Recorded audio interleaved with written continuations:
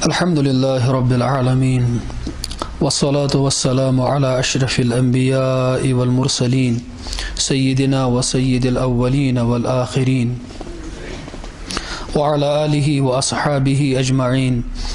أما بعد فأعوذ بالله من الشيطان الرجيم. بسم الله الرحمن الرحيم. اعلموا أنما الحياة الدنيا لعب ولهو وزينة وتفاخر بينكم وتكاثر في الأموال والأولاد كمثل غيث أعجب الكفار نباته ثم يهيج فتراه مصفرا ثم يكون حطاما وفي الآخرة عذاب شديد ومغفرة من الله ورضوان وما الحياة الدنيا إلا متاع الغرور. وسارعوا إلى مغفرة من ربكم وجنة أرضها كأرض السماء والأرض أعدت للذين آمنوا بالله ورسله ذلك فضل الله يؤتيه من يشاء والله ذو الفضل العظيم. وقال عليه الصلاة والسلام إن الدنيا خلقت لكم وإنكم خلقتم للآخرة.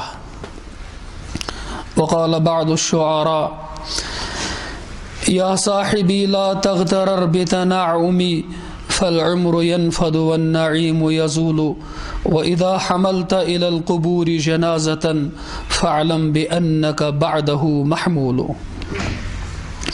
وقال الآخر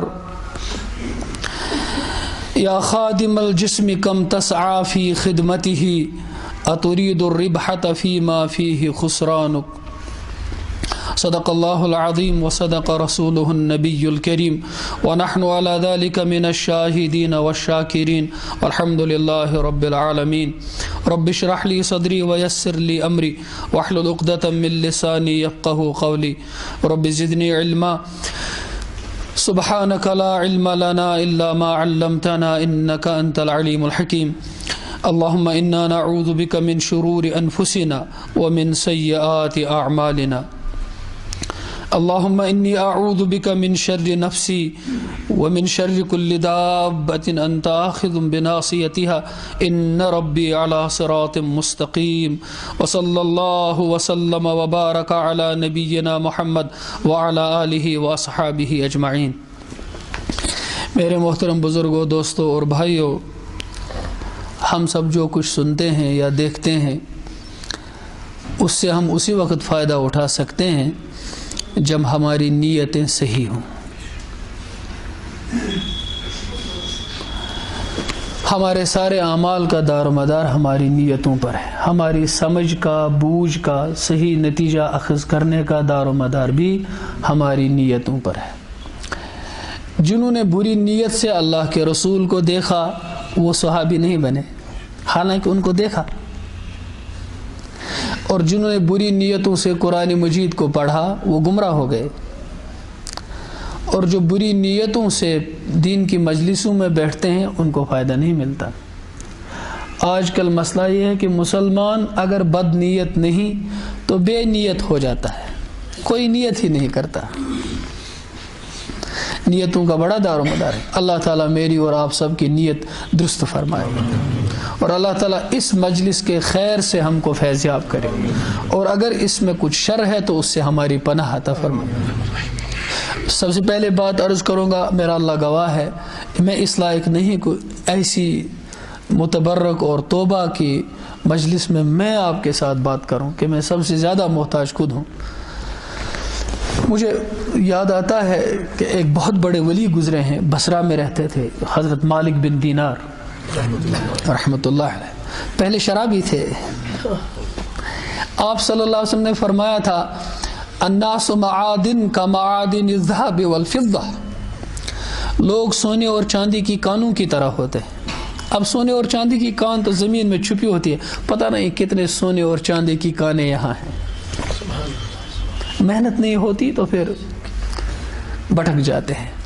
حضور صلی اللہ علیہ وسلم کی امت کا یہ سرمایہ جو آپ یہاں بیٹھے ہیں، یہ اتنا پوٹینشل ہوتا ہے اس کہ اللہ نے حضور کی امت میں لایا، اتنا پوٹینشل، اتنی صلاحیتیں، ایک ایک آدمی پوری انسانیت کی ہدایت کے لیے کافی ہے. لیکن کبھی ایسا ہو جاتا ہے کہ محنت نہیں ہوتی، ایکسپلور نہیں ہو جاتا، صلاحیتیں کھل نہیں پاتی تو چلا جاتا ہے مٹی کی نظر. سب کہاں کچھ لالہ و گل میں نمایاں ہو گئی، خاک میں کیا صورتیں ہوں گی کہ پنہاں ہو گئی. کتنے گل ابھی کھلے نہیں ہوتے، چلے جاتے ہیں. گھر کا ماحول نہیں ملتا، باپ کی شفقت نہیں ملتی، نیک صحبت نہیں ملتی. تو وہ مالک بن دینار تو شرابی تھے. ان کی توبہ کا واقعہ آپ میں سے بہت سارے لوگوں نے سنا ہوگا. شراب پیتے تھے، ان کی چھوٹی بچی ان کی گود میں ہوتی تھی تو پھر وہ ان کی داڑھی سے کھیلتی تھی. تب شرابی بھی لمبی داڑھی رکھتا تھا. تو پھر اس نے وہ بوتل اٹھائی اور پھینک دی. تو انہوں نے ایک لمبا خواب ہے کتابوں میں، اولیاء اللہ کی جو تاریخیں ہوتی ہیں وہ الگ مرتب ہوئی ہیں. پھر وہ 20 سال تک بصرے میں رہے. یہ 2 شہر ہیں، ایک بصرہ یہ سیریا میں ہے، ایک بصرہ یہ عراق میں ہے. تو جس دوران عباسی دور رہا، عباسی حکومت رہی 750 سال تک، 1258 تک عباسی رہے. اس دوران اولیاء صلحاء حکومتوں سے لا تعلق رہے اور بالکل ایک ریزگنیشن کا جیسا موڈ ان کا رہا کہ حکومتوں میں ان کے ایمان کے بڑے بڑے خطرات، ایسے موسم آتے تھے تو وہ لوگ اپنے کو بے تعلق رکھتے تھے. جب فتنے ہوں تو ایمان کی حفاظت بہت ضروری ہے. اس طرح سے وہ ہزاروں اور سینکڑوں اہل اللہ اور بزرگان دین ایک بستی میں ہوا کرتے تھے، جنگلوں میں ہوتے تھے. جو اصل مزاج شریعت کا نہیں ہے، لیکن کبھی سچویشن ایسی بنتی ہے کہ حدیث میں آتا ہے کہ پھر بکریاں چرانے والا پہاڑی پہ چلے گا اور اپنے ایمان کی حفاظت وہیں کرے گا. وہ ایک ایمرجنسی سچویشن ہو جاتی ہے. مزاج ہے دین کا سوسائٹی میں اتر کر اصلاح کا، اپنی ذات کا اور اپنے ماحول کے بنانے کا جذبہ لے کر آدمی آگے بڑھے. تو وہ تھے بصرے میں. تو بستی میں ان کا اتنا چرچا ہوا، سب لوگ کہتے تھے یا مالک، یا ولی اللہ، مالک بن دینار، اللہ کے ولی. ان کو بڑی کوفت ہوتی تھی اندر کہ اللہ کے بندے کو تعریف سننا پسند. لکھا ہے کہ ایک دفعہ گلی سے گزر رہے تھے تو ایک بڑھیا وہاں گلی سے ظاہر ہوئی، نمودار ہوئی، تو اس نے پکارا اور ریاکار. کس کو پکارا؟ ولی خدا کو. اور ریاکار. ان کے چہرے پہ ایسے بشاشت نمودار ہوئی. یوں مڑ کے دیکھا، کہا اوہو 20 سال کے بعد مجھے کسی نے اپنے نام سے پکارا. وہ کہا کرتے تھے تم سمجھتے ہو یہ واز پڑھنا آسان ہے؟ بہت مشکل ہے. کسی کو نصیحت کرنا آسان ہے؟ بہت مشکل ہے. ان کے چہرے پہ بشاشت آئی کہ مجھے کسی نے اپنے نام سے پکارا. حضرت امام حسن بصری ایک دفعہ اپنی چھت پر رو رہے تھے، ان کے آنسو ٹپک رہے تھے. حضرت رابعہ اور رحمہ اللہ ادھر سے گزرے تو اوپر دیکھا حضرت حسن رو رہے ہیں. کہا ارے ریاکار، جب رونا ہی تھا تو اندر کیوں نہیں بیٹھے؟ ایسے لوگ ہیں. تو ان کی نیتیں صاف تھی، خالص تھی. اللہ ہماری نیتیں بھی خالص کرے. میرے بھائیوں، میرے دوستوں، میرے پیارے بچوں، ہم لوگ خود دنیا میں کہاں آئے ہیں؟ اپنی مرضی سے تو آئے نہیں. ام خلقوا من غیر شیء، تم خود ہی بنے ہو. ام ہم الخالقون، یا تم نے دنیا میں کسی چیز کو خود پیدا کیا ہے؟ نہ ہم خود بنے ہیں، نہ ہم نے کسی چیز کو اس دنیا میں پیدا کیا. ہم سب کو اللہ تعالیٰ نے پیدا کیا. امام غزالی 11ویں صدی عیسوی کے بہت بڑے عالم، مفکر، فلسفی، اللہ کے ولی گزرے. بہت بڑی شخصیت ہے، حجت الاسلام ہے. انہوں نے دنیا کو تج دیا تھا. وہ نظام الملک توسی کی یونیورسٹی، نظامیہ یونیورسٹی کے مدرسہ نظامیہ جس کو بولتے تھے، وہ اس کے بہت بڑے پروفیسر تھے، فلسفی کے تھے، یوں تو وہ وائس چانسلر تھے اس کے. پھر جب ان کے دل کے اندر دنیا کی وقت کا احساس پیدا ہوا کہ یہ تو ہے ہی نہیں کچھ،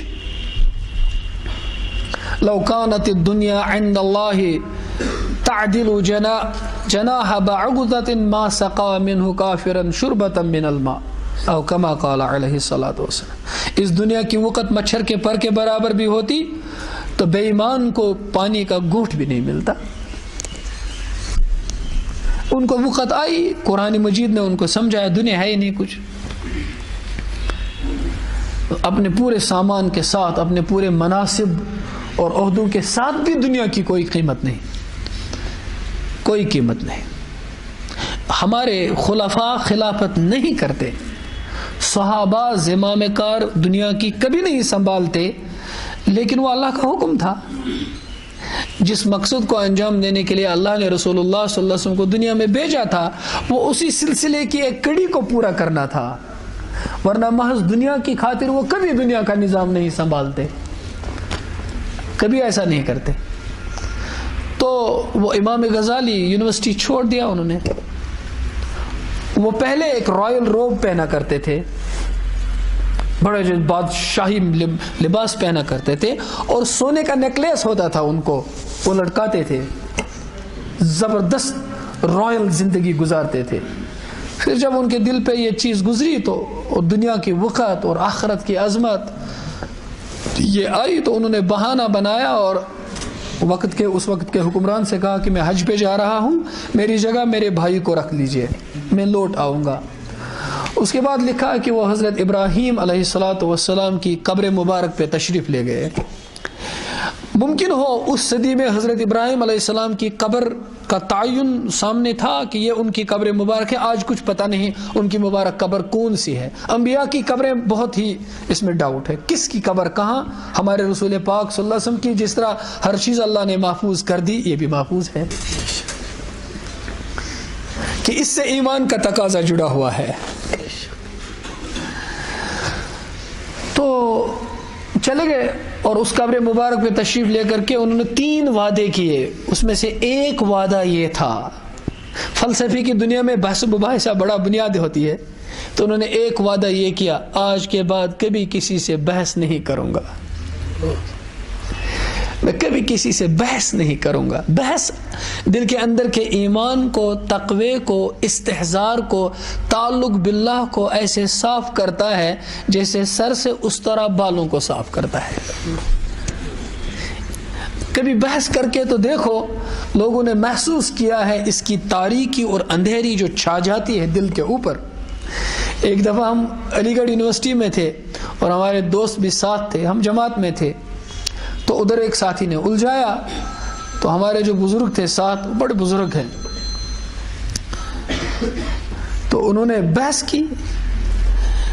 تہجد کے وقت میں ہم بیٹھے تھے ایسے مسجد میں، تو وہ بھی تھے، گہرے مراقبے میں تھے، تو میں ان کے پہلو میں بیٹھا تھا. تو انہی کی برکت سے، تو چونکہ جب وہاں بیٹھے تھے تو جاگنا پڑا، تو انہوں نے بیچ میں سر اٹھا کر کہا اس طرح، حالانکہ بیچ میں وہ تقریباً نماز تک تو سر نہیں اٹھاتے تھے، تو بیچ میں پورے مراقبے میں سر اٹھا کر مجھے اس طرح کہا رات کے بحث کا اندھیرا اور نحوست ابھی بھی دل پر محسوس ہو رہی ہے. یہ انہوں نے کہا مسجد میں، کہا مجھے نحوست اس کی دل پہ محسوس ہو رہی ہے. بحثوں میں مت الجھو، اور مذہبی بحث تو زیادہ ہی خطرے کی بات ہوتی ہے، کبھی نہ کرو. جو کچھ جمع کیا ہوا ہے اس کو بھی ختم کر دیتا ہے. تو انہوں نے یہ وعدہ کیا میں کبھی بحث نہیں کروں گا. اس کے بعد زندگی بھر گھومنا شروع کر دیا، جنگلوں میں گھومے. ندامت اور انکساری اور اپنی ذات کو مٹانے کا ایسا جذبہ ان پر طاری ہوا کہ سونے کی وہ مالا نکال دی، وہ روب نکال دیا، پھٹے پرانے کپڑے پہن لیے. میں نے اپنے استاد سے پوچھا کیسے چلا کرتے تھے؟ کہا جیسے وہ یہ دیوانے لوگ جن کو رال ٹپکتی رہتی ہے ایسے چلا کرتے تھے.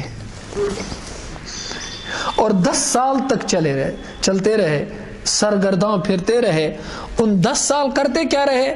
مسلمانوں کی بیت الخلا صاف کرتے رہے. ذات کو مٹانا بڑا کام ہوتا ہے، صاف کرتے رہے۔ اس میں اللہ تعالیٰ نے کیا علوم کھول دیے کہ احیاء علوم الدین جو ان کی سب سے بڑی کتاب ہے، اتنے سارے والیومز میں، وہ علم ان پر اسی دوران کھل گیا۔ من عمل بما علم ورثہ اللہ علم ما لم یعلم، جو آدمی اس بات پر عمل کرتا ہے جو وہ جانتا ہے، اللہ تعالیٰ اسے ایسا علم عطا کرتا ہے جسے اس نے پڑھا بھی نہیں ہوتا ہے، وہ جانتا نہیں ہوتا ہے اس علم کو، براہ راست اللہ تعالیٰ اس کی رہنمائی فرماتے ہیں۔ ہاں احکام کے علم میں تو آدمی کچھ دوسرے اسباب کا محتاج ہے، جو باضابطہ سلسلہ اللہ نے چلایا، کیا حلال ہے کیا حرام ہے، اس کے لیے تو آدمی ضابطے کا محتاج ہے۔ اچھا، ان کی زندگی میں ایک واقعہ کہ ایک دفعہ پھر پورے ملک میں بادشاہ کی سربراہی میں ایک طرح کا تعزیتی جلسہ ہوا کہ وہ امام غزالی جو سارے مسلمانوں کو یتیم کر کے چلا گیا، ساری علمی دنیا سونی پڑ گئی، وہ ہے کہاں کچھ پتہ نہیں، اس کے نام کا ایک بہت بڑا سیمینار کریں جس میں سارے ملک سے بڑے بڑے اسکالرز کو، علماء کو، فلاسفرز کو، پروفیسرز کو جمع کیا جائے اور امام غزالی کے نام پہ ایک بہت بڑا سیمینار منعقد کیا جائے۔ تو یہ دیوانہ قسم کا آدمی یہ بھی وہاں سے پھٹکا اور وہاں اس کی دہلیز پہ، اس سیمینری کی دہلیز پہ بیٹھ گیا، تو وہاں جو سویپر تھا وہ آیا، پتہ نہیں کوئی گندا آدمی آ گیا، یہاں تو بڑے لوگ آنے والے ہیں، تو اس کو جوتے کی ٹھوکر مار کر کہا دکھائی نہیں دیتا یہاں امام غزالی پر سیمینار ہو رہا ہے، کیوں یہاں پھٹک کے آئے تم؟ تو انہوں نے ایک نظر دیکھا اور دل سے کہا کہ غزالی ابھی بھی تو نہیں مٹا، تیرا نام ابھی بھی چڑھایا جا رہا ہے، تو مٹ کر بھی نہیں مٹا۔ اگر یہاں 1000 پائی ہے، 2000 بائی ہے، ان قریب ایک وقت آنے والا ہے 2000 قبریں ہماری عبرت کا نشان ہوں گی۔ اللہ تعالیٰ نے کیا تمثیل بیان کی قرآن میں۔ اب جو کچھ نباتات، پیڑ پودے زمین سے اگتے ہیں وہ تو زمین سے اگتے ہیں، ہماری مثال ایک دم زمین سے اگنے والی چیزوں کے ساتھ کر دی، تم بھی تو اگ ہی آئے ہو۔ اللہ تعالیٰ نے غیر محسوس کو اس طرح محسوس کرا کے سمجھایا کہ جو تم نے دیکھا نہیں اس کو دکھا کر دکھایا۔ ہم نے تو نہیں دیکھا قبروں سے لوگ اٹھتے ہیں، ہم نے تو نہیں دیکھا، ہمارے لیے ایک بہت تعجب خیز چیز ہے کہ ہم خود دیکھیں قبر سے آدمی زندہ ہو کر اٹھتا ہے۔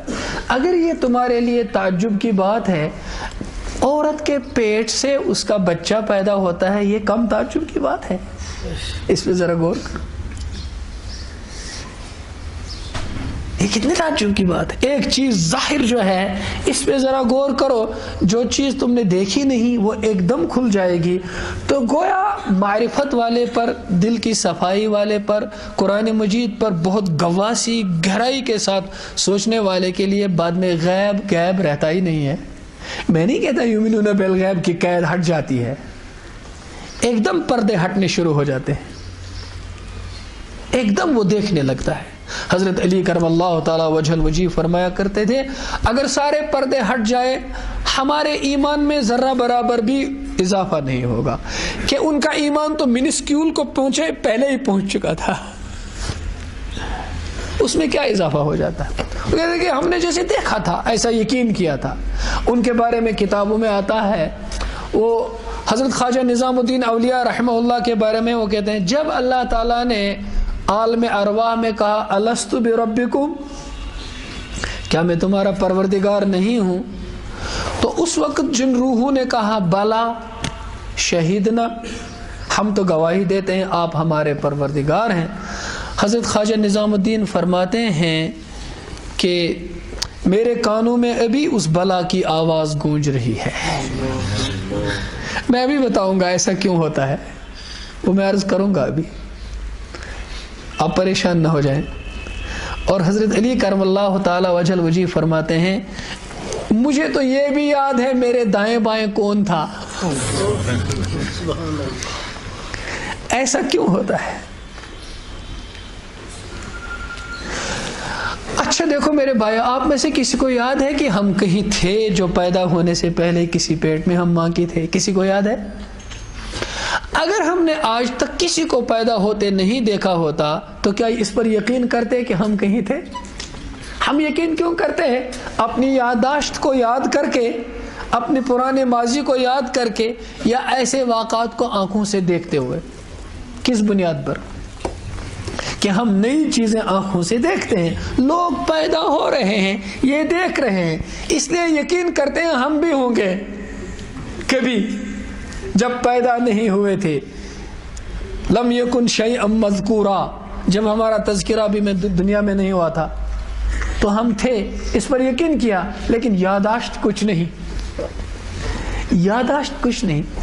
دنیا کے اندر کسی کو ایکسیڈنٹ ہو جاتا ہے، سر پہ چوٹ لگتی ہے تو ساری دنیا کی باتیں بھول جاتا ہے، اپنے باپ کو پہچان نہیں پاتا، ماں کو پہچان نہیں پاتا، کسی کو نہیں پہچان پاتا، یہ بھی یاد نہیں رہتا کہ میں کہاں تھا۔ تو ایک چوٹ سر پہ لگی کہ ساری زندگی کے واقعات بھول گیا۔ ہمارے دل اور ہماری روح پر اور ہمارے ضمیر پر دنیا نے ایسے چوٹ مارے ہیں، عالم ارواح کی باتیں کہاں یاد رہیں گی؟ وہ لوگ تو وہ تھے جن پر کوئی چوٹ ہی نہیں پڑی تھی۔ وہ بچپنے کی اتنی لطیف روح، وہ بچپنے کا اتنا صاف ضمیر، وہ بچپنے کا اتنا صاف آئینہ جو حضرت علی کرم اللہ وجہ وجی کو 10 سال کی عمر میں اللہ کا رسول سمجھ میں آ گیا، آپ ہی تو ہیں اللہ کے رسول۔ ایک دم اٹھ کے کہا اگر کوئی ساتھ نہ دے تو میں آپ کا ساتھ دینے کے لیے، اگرچہ میری آنکھیں دکھ رہی ہیں میں آپ کے ساتھ ہوں، اگرچہ میری ٹانگیں کمزور ہیں میں آپ کا ساتھ دوں۔ اپنی حیثیت کو نہیں دیکھا، نبی کی حیثیت کو پہچان کر اپنا وعدہ پورا کر لیا۔ وہ تو صاف تھے بالکل۔ آپ کبھی دوپہر کے وقت میں سورج دیکھ پاتے ہو؟ دوپہر کے وقت میں ایسے سورج دیکھو، اندھا ہونے کا خطرہ ہے، دیکھتے ہو؟ لیکن صاف پانی کے طالب میں جا کر کے کہتے ہو وہ سورج ہے، حالانکہ سورج وہاں نہیں ہے، یہ سورج کا عکس ہے۔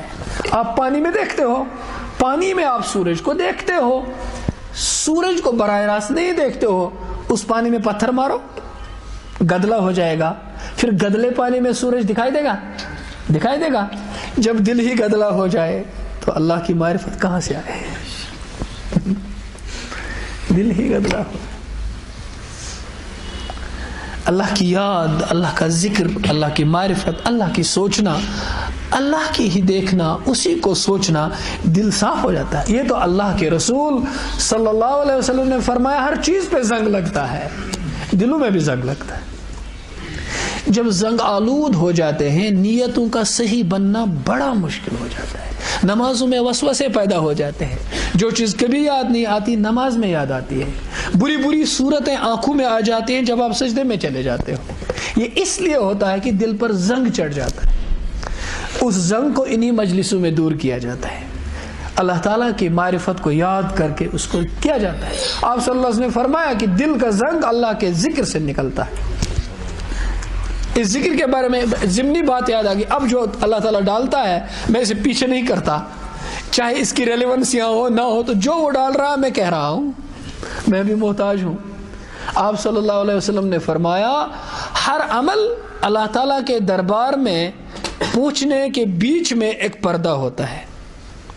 آپ نے کوئی بھی اچھا عمل کیا، یہ اللہ کے دربار میں قبول ہوگا، لیکن ابھی اس کے اور اللہ کے بیچ میں ایک حجاب ہے۔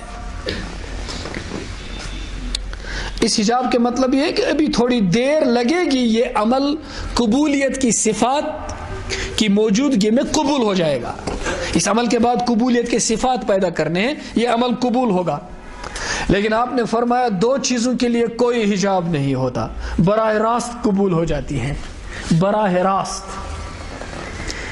ایک ایمان کا کلمہ لا الہ الا اللہ محمد رسول اللہ، آپ نے دل کی صفائی اور اخلاص کے ساتھ اللہ کے معبود برحق ہونے کی گواہی دی تو اللہ تعالیٰ نے بغیر حجاب کے اس کو قبول کر لیا۔ اور دوسرا، باپ کی دعا اپنے بیٹے کے لیے، باپ جو دعا بیٹے کو دے وہ دعا بغیر حجاب کے قبول ہو جاتی ہے۔ آج باپ کو معلوم نہیں کون سی دعا دوں، اور بیٹے کو آتا ہی نہیں باپ کی دعا لے، پتہ نہیں کون سی دعا دوں۔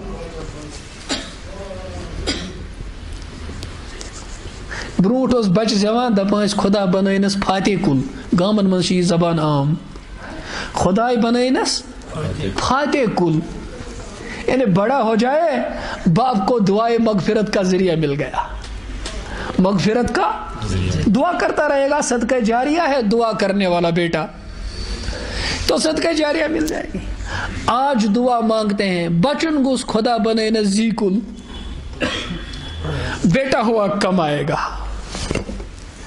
اب جب کمانے کی نیت کر لی تو کمانے کی تربیت بھی کرنی پڑے گی. تربیت تو ہمارے پاس دو قوتیں ہوتی ہیں, ایک قوت فکر, ایک قوت عمل. قوت فکر آپ کی سوچ اور نیت کا نام ہے, اور پھر آپ کریں گے کیا وہ آپ اپنی نیت کے مطابق ہی تو کریں گے. آپ اپنے مقصد کو جو آپ نے سوچ رکھا ہے اسی کو حاصل کرنے کے لیے ہی تو کوشش کریں گے. اب والدین نے, رشتہ داروں نے, پڑوسیوں نے, دوستوں نے, دادا جی نے, نانا جی نے, سب نے نیت بچے کے پیدا ہوتے ہی کر لی کہ اب کیا نام رکھیں, کیا کام چنیں. اب اس نیت کو بعد میں ریئلائز کرنے کے لیے, میٹیریلائز کرنے کے لیے پاپڑ بیلے جاتے ہیں اور ایسا ہی کام کرنا پڑتا ہے. جیسی نیت ویسا ہی پھر کوشش ہے. اب وہ آگے بڑا اس کو مادی ریس میں ڈال دیا, پھر وہ اسی انداز سے اس کی صلاحیتیں ابھر آتی ہیں. ایک بہت اچھا بیوروکریٹ پیدا ہو جاتا ہے, ایک بہت ہی اچھا تعلیم یافتہ آدمی پیدا ہو جاتا ہے, جس کو آج کل ہم تعلیم یافتہ کہتے ہیں, پڑھنے لکھنے والا آدمی پیدا ہو جاتا ہے. پھر معاشرے کو ایسے بہت سارے کام چلانے والے ملتے ہیں, لیکن مر گیا انسان اسی قبرستان میں دفن ہو گیا. اچھے انسان کہاں ہے؟ اچھا انسان کہاں ہے؟ اسی برے انسان کے سینے میں دفن ہے وہ اچھا انسان. جو برا انسان شرابی ہے, کبابی ہے اور لوگوں کا خون پینے والا ہے, اس برے انسان کا اچھا روپ کہاں ہے؟ اسی انسان کے اندر دفن ہے. اس کو اگر محنت کی جاتی تو وہ اچھا انسان ہوتا. فَأَلْهَمَهَا فُجُورَهَا وَتَقْوَاهَا, یہ تیرے اندر ہی ہے, تمہارے اندر ہی ہے سب کچھ. فسق و فجور والی چیز بھی اندر ہی ہے. امام غزالی رحمہ اللہ کی جو بات ابھی کہہ رہا تھا 11ویں صدی عیسوی کے اور 5ویں صدی ہجری کے ہیں, 1000 سال پہلے کے ہیں, یہ مان لو 1000 سال پہلے کے شخص ہیں, نبوت کے دور سے قریب کے ہیں. ان کی ایک کتاب ہے, اس کا اردو ترجمہ ہے کیمیائے سعادت. یہ اصل میں پرشین میں کتاب ہے. اس کتاب کو پڑھنا چاہیے. آج کل کے دور میں جب لوگ اخلاقی تعلیم کے بڑے دیوالیہ پن ہے, ایسی کتابوں کا عام ہونا بہت ضروری ہے. پہلے ہوا کرتے تھے ہمارے بزرگ, یہاں میں دیکھ رہا ہوں, میں بہت سارے اپنے بزرگوں کو یہاں دیکھ رہا ہوں, ان لوگوں نے گلستان, بوستان, پندنامہ, کریمہ نام حق کی کتابیں ہم سنتے ہیں ان سے. ابھی وہ لوگ موجود ہیں, ان کی باتیں سنو تو دل پہ رحمتوں کی بارش ہو جاتی ہے. تو وہ لکھتے ہیں اس کتاب میں, اللہ تعالیٰ جب ماں کے پیٹ میں بچے کو بنایا تو سب سے پہلے بنایا دل کو. دل مکمل ہو کر کے آتا ہے, دل بعد میں نہیں گڑھتا بڑھتا. دل تو بچے کو پورا, جتنا بچہ بڑھتا ہے اب اس کا حجم بڑھتا ہے, دل بڑھ جاتا ہے, اب اپنی جگہ پر دل ہے پورا. لیکن اس دل پر خواہشات کا اور نفس کی لسٹ کا اور جذبات کا بادل چڑھتا ہے جو دل کو متاثر کرتا ہے. اس کو دور کرنے کے لیے اللہ تعالیٰ نے عقل بنائی, لیکن عقل مکمل ہو کر کے دنیا میں نہیں آتی.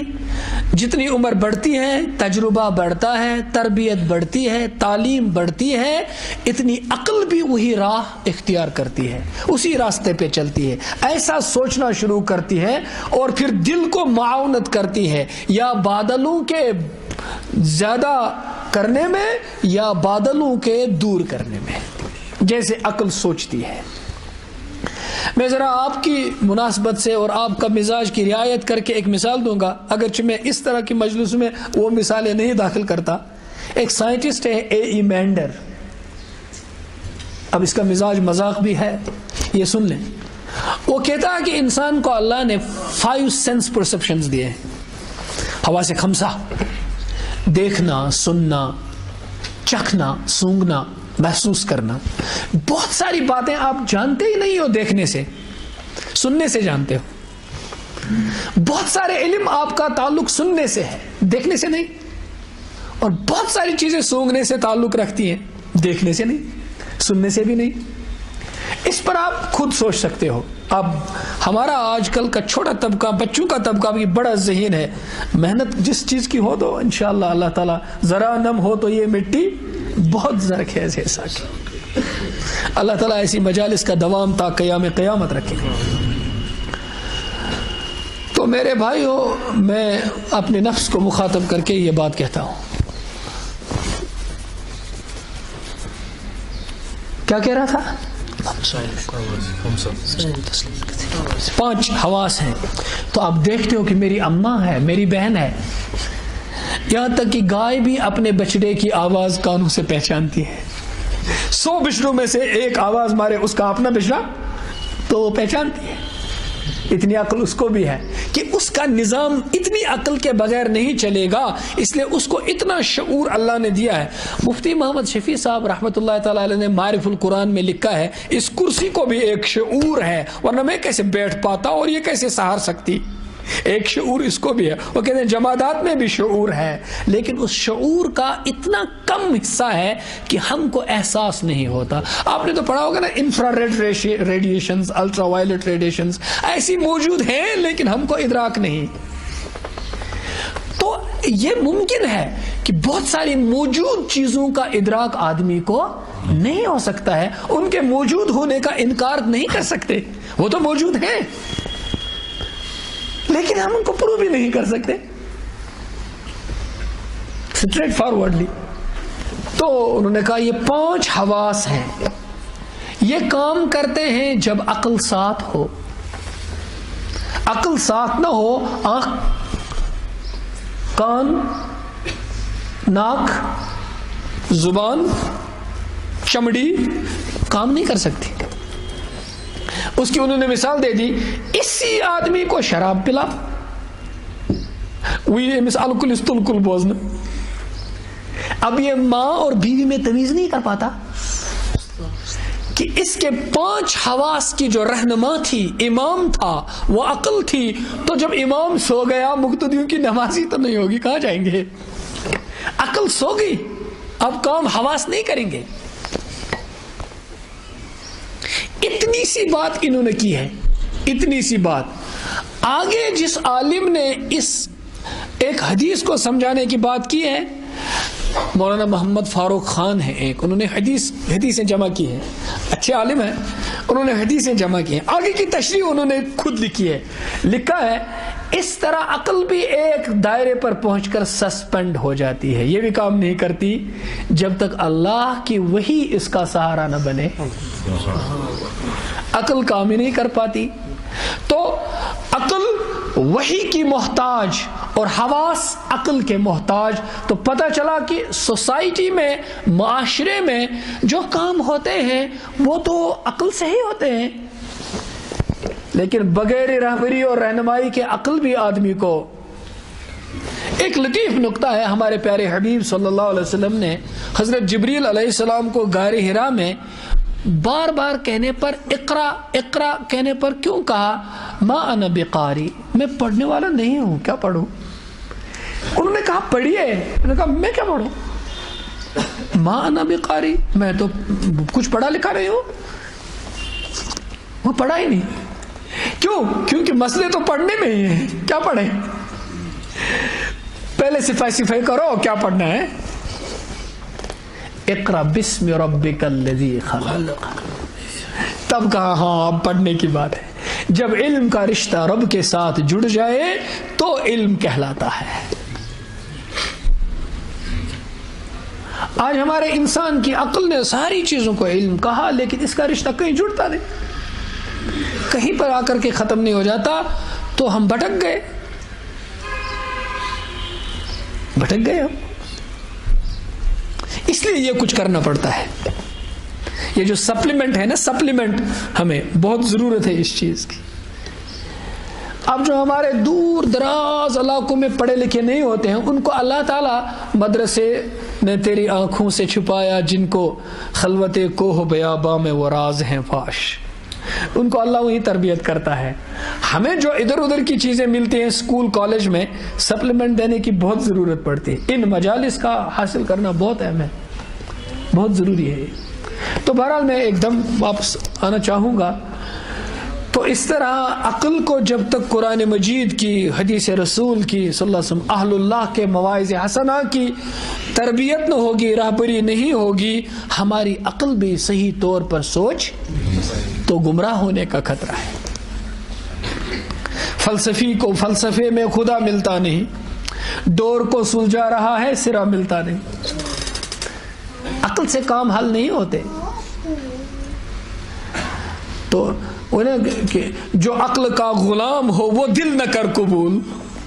دل تو عقل سے آگے کا معاملہ ہے، دل کا معاملہ عقل سے آگے کا ہے، اس کا براہ راست تعلق ہے.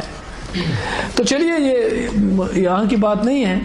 تو آگے آپ نے جو قرآن مجید نے جو حقیقت ہمیں سمجھائی فرمایا، اب علم کی بات فرمائی. اعلموا، یہ علم ہے، جان لو. تم الٹیمیٹ علم جاننا چاہتے ہو؟ الٹیمیٹ، یہ سن لو، سنو الٹیمیٹ کیا ہے.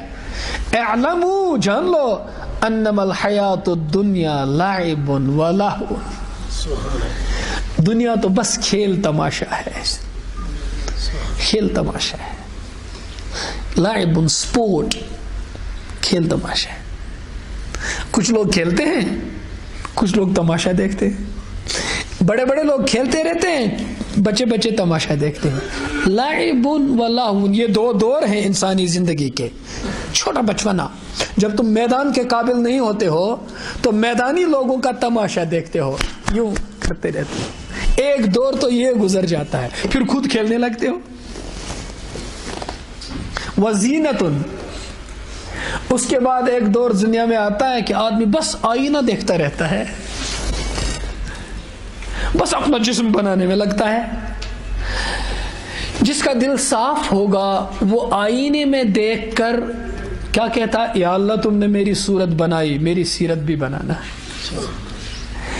اور جب دل کی نیتیں بری ہوں تو جتنی دیر آئینہ دیکھے اتنی دیر گناہ کما رہا ہے، کہ گناہ کی سوچ رہا ہے کہ جب میں نکلوں گا مجھے کون دیکھے گا، میں کیسا دکھوں گا، مجھے ایسے بننا ہے، ایسے بننا ہے. تو بناؤ اپنے رب کے لیے، اپنے کو بناؤ.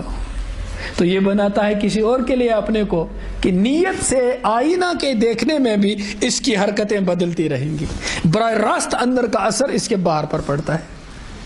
پھر لوگ اپنے کمروں میں بھی ویسا ہی آئینہ رکھتے ہیں جیسا وہ اپنے کو دکھانا چاہتے ہیں. وہ زینت، ایک دور تو تمہارا زینت کے پیچھے چلا گیا. اسی پر عرب شاعر نے کہا ہے، یا خادم الجسم کم تسعی فی خدمتہ.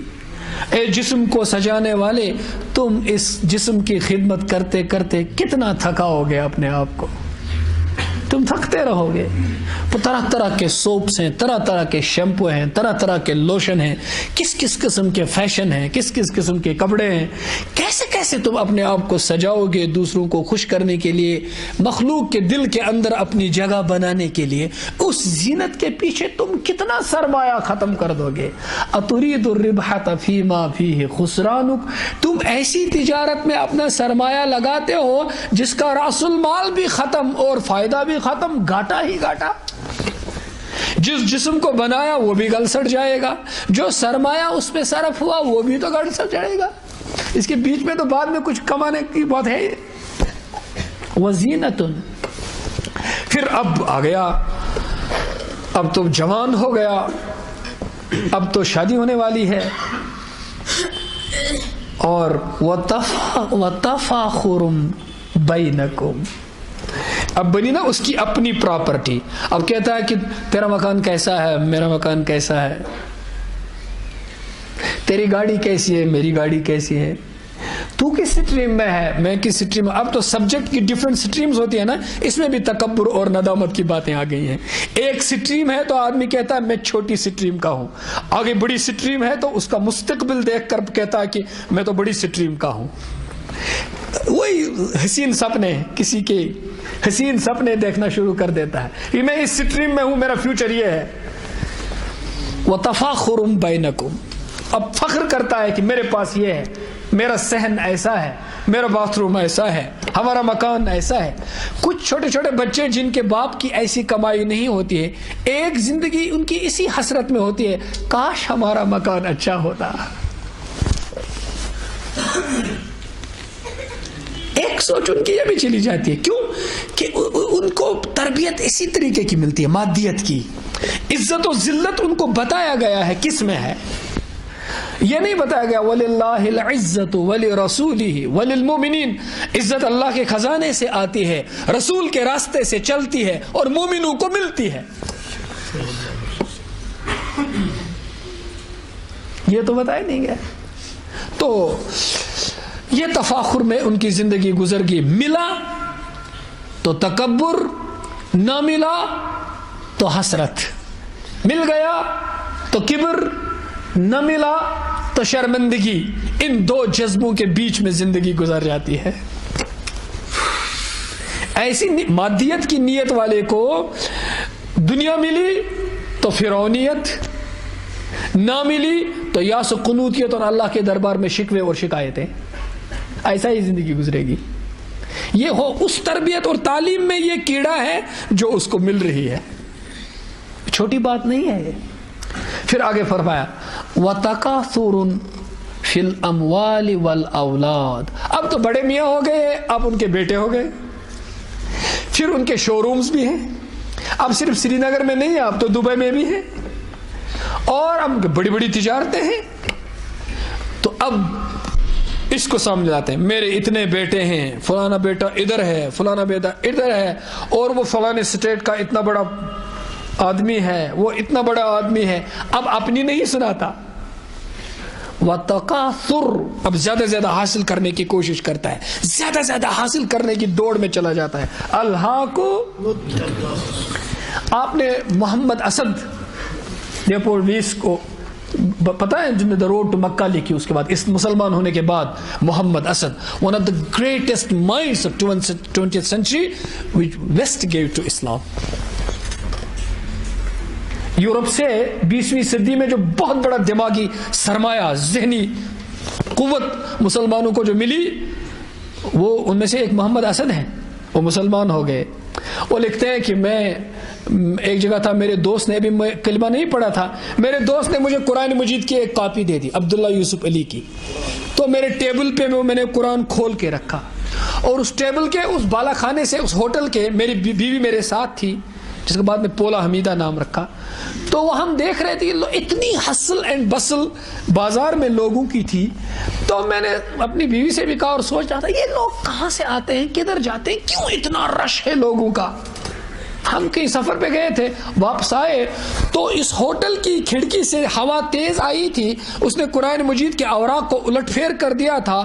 تو جب اب یہاں میں نے جب دیکھا تو قرآن جہاں کھل گیا تھا، ورق الٹ پھیر کر کے جہاں قرآن کھل چکا تھا، وہاں میں نے پڑھا تو لکھا تھا الہاکم التکاثر حتی زرتم دن بھر کے سوالات کا جواب مل گیا. یہ تو لوگ زیادہ زیادہ دنیا حاصل کرنے کی دوڑ میں لگے ہوئے ہیں، تم کیوں سوچ رہے ہو لوگ کہاں آ رہے ہیں جا رہے ہیں. لگ گئے اسی دوڑ. حتی زرتم المقابر. امام امین الخولی، وہ مصر کے بہت بڑے سکالر گزرے ہیں. امین الخولی، ان کی شاگردہ تھی ایک لڑکی عائشہ بنت الشاطی ان کا نام. انہوں نے علامہ باقلانی کے بعد اعجاز قرآن پر بہت بڑا کام کیا ہے. ہماری بیٹیوں میں کتنی صلاحیتیں ہوتی ہیں، بہت بڑا کام کیا ہے. انہوں نے اپنی کتاب میں لکھا ہے کہ قرآن مجید کے معجزات میں سے ایک معجزہ یہ ہے کہ عربی کے قواعد اور مذاق کے مطابق یہاں ہونا چاہیے تھا حتی زرتم القبور، لیکن قرآن نے کہا حتی زرتم المقابر. اس پہ تو چیخ نکلنی چاہیے، یہ کتنا بڑا معجزے کا لفظ ہے. قبور نہیں کہا، مقابر کہا. زرتم المقابر. اب قبور تو اندر کی قبر کو بولتے ہیں, مقابر تو اوپر کے نشانات کو بولتے ہیں. ذرا ان کو دیکھو. کہتے ہیں کلندر کی کسی نے بڑی پوٹلی ان کی تھی پیسے کی, وہ چرائی, لوٹ لی اور بھاگ گیا. یہاں کا قبرستان کس طرف ہے؟ اس گاؤں محلے کا قبرستان کس طرف ہے؟ چلیے مان لیجئے ادھر قبرستان قبلے کی طرف ہے. اب وہ چور بھاگا اس طرف, چور تو بھاگ گیا. یہ جو ہیں کلندر صاحب یہ بیٹھے ادھر دوڑ رہے ہیں, بھیگے ادھر. تو کسی نے کہا ارے دانا قسم کے, وہ تو ادھر بھاگا, دوڑو پکڑو, یہاں قبرستان میں کیوں بیٹھے ہو؟ انہوں نے جواب